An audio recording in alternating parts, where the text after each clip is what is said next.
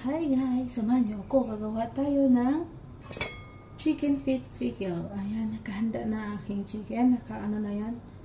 Lambot na yan. Konti lang naman. Tapos binudburan ko na rin ng ng paminta. Ito mga ingredients niya. Chicken feet. Ito, mushroom. O tayo nga ng daga. Pinakuluan ko na rin to. Ito, sibuyas. Slice ko na. Carrots. At saka ito, green ay ano to. Ito yung pinakapuno ng ng litos. At ito pa. Pickle na sili. Pickle na garlic. At saka ito pickle na rin to na tawag dito, ginger. Ayan, at saka meron tayong sibuyas na dahunan. Ito yung sabaw ng pickles. Ilalagay natin. So, unahin natin lagay. Yan. Okay. Timplahan natin. Ito mayroon na to siya. Maglagay rin ako ng sugar. Kunti lang naman yung sugar. Okay. Okay. Tatlo. Ayan. Next.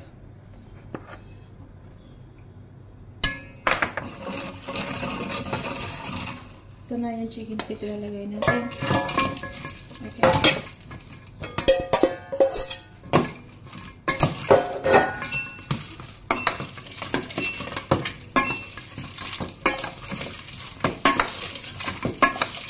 Malinis ko aking kasi kailangan ko siyang mamaya gabi pwede ito kainin. Pero maganda to, nakababad ng 2 araw. Lagay mo lang sa freezer. Tapos itong ating mga sibuyas. So pala, lagay na natin. Basta halo-halo lang yan. Halo.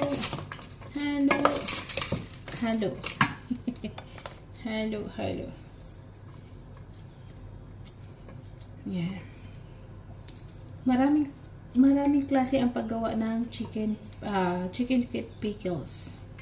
Ito, isa lang to sa klase na aking ginawa. No. Kasi paborito ko to. Kaya inalam ko siya. Ilagay na natin lahat para mag-mix na.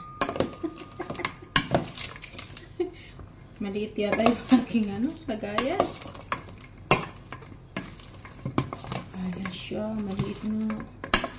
Ako lalagay. Ito pa pala. At saka ito, huwag natin ubusin.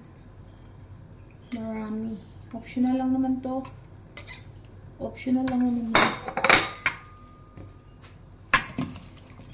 Ayan, halo-halo. Pero mas maganda ilipat to sa malaking lagayan. Wait ha. Ayan, ganyan lang siya. Halo-halo. Dagdagan natin ang sabaw na pickled ng chili. Ito pala na pickled na chili ha. Yung sabaw. Sabaw kasi nito masarap. Yan. Mas maraming sabaw ng pickles, mas masarap siya.